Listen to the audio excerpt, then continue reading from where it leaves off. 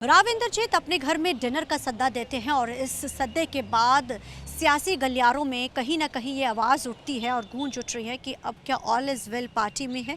राव इंद्रजीत क्या एक बार फिर से जिस तरीके के साथ धड़ेबाजी अपनी अलग खड़ा करके और अपने जो है दम दिखाना चाहते हैं और ये चीज़ दिखाना चाहते हैं कि विधायक आज भी उनके साथ खड़े हैं।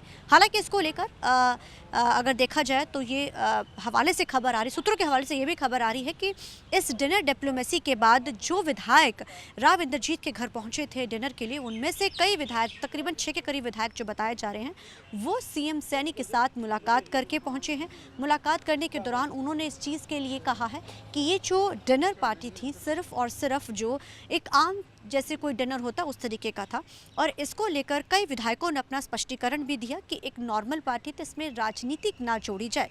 लेकिन इसे डिनर डिप्लोमेसी के बाद कहीं ना कहीं सियासी गलियारों में ये बात उठने लगी है कि ये डिनर बिल्कुल महज उसके बाद बुलाया गया है जो एक रैली से विवाद शुरू होता है।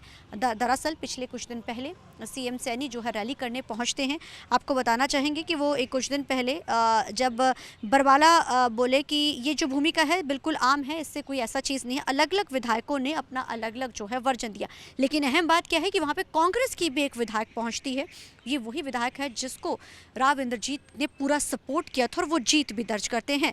हालांकि आपको यहाँ पर ये बताना चाहेंगे कि ये बिल्कुल महज उस रैली के बाद का जो ये विरोध है, जब जो एक रैली हुई थी जिस दौरान राव इंद्रजीत ने कहा था कि सरकार बनाने में तो मैंने आपका सीएम सैनी बड़ा साथ दिया है, अब हमारे भी काम कराया जाए। लेकिन उस समय सीएम सैनी ने बड़ी स्पष्टता से कहा था कि सरकार आम लोगों की है, हर जाति की है, हर वर्ग की है, तो इसमें कोई नहीं। और कहा यह जा रहा है कि इस तल्खी के बाद कहीं ना कहीं राव इंद्रजीत का ये फैसला था या फिर ये डिनर जो है डिप्लोमेसी की गई। जब भी कोई विधायक इस तरीके का, कोई मंत्री इस तरीके के साथ अगर बड़ी बैठक पर जिसमें कुछ महज विधायक ही पहुंचते हैं तो उसको डिनर डिप्लोमेसी कहा जाता है। और आपको यहाँ पे हम थोड़ा सा जिक्र करना चाहेंगे कि पंजाब में भी आज से कई साल पहले जब कैप्टन अमरिंदर सिंह की सरकार थी तो उनकी तरफ से भी, उनके विरोधी धड़े की तरफ से एक डिनर बुलाया जाता है जिसके बारे में किसी और को जानकारी तो नहीं थी। इसको भी डिनर डिप्लोमेसी का नाम दिया गया था और पंजाब की राजनीति में एक बड़ा बदलाव देखने को मिला था। हालांकि अब ये जो विधायकों को बुलाया, सवाल तो अब ये भी राजनीतिक माहिर तो ये भी कहते नजर आ रहे हैं कि ये जो डिनर है इसमें तो सीएम सैनी को भी बुलाया जा सकता था, बाकी जितने विधायक हैं उनको भी बुलाया, तो महज ये कुछ ही चुनिंदा विधायक क्यों बुलाए गए? तो ये दक्षिणी उसके विधायक थे, इनकी पार्टी में शामिल होते हैं।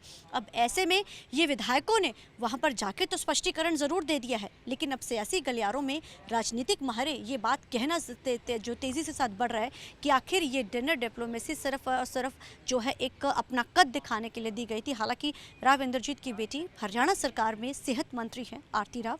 और आपको यहाँ ये भी बताना चाहेंगे कि अब ये भी कहा जा रहा है सूत्रों के हवाले से, तो ये भी खबर है कि जहाँ ये सीएम सैनी से मुलाकात करके आए हैं, सूत्रों के हवाले से ये भी खबर सामने आ रही है कि अब मनोहर लाल खट्टर भी जो है इनको तलब दिल्ली में कर सकते हैं। ये सिर्फ सूत्रों के हवाले से हम कह रहे हैं कि ये भी हो सकता है। लेकिन इस डिनर डिप्लोमेसी के बाद राजनीतिक गलियारों में हरियाणा में ये सवाल खड़े हो रहे हैं कि ऑल इज़ वेल हरियाणा सरकार में चल रहा है, क्या ये तल्खी किसी और लेकर जाएगी?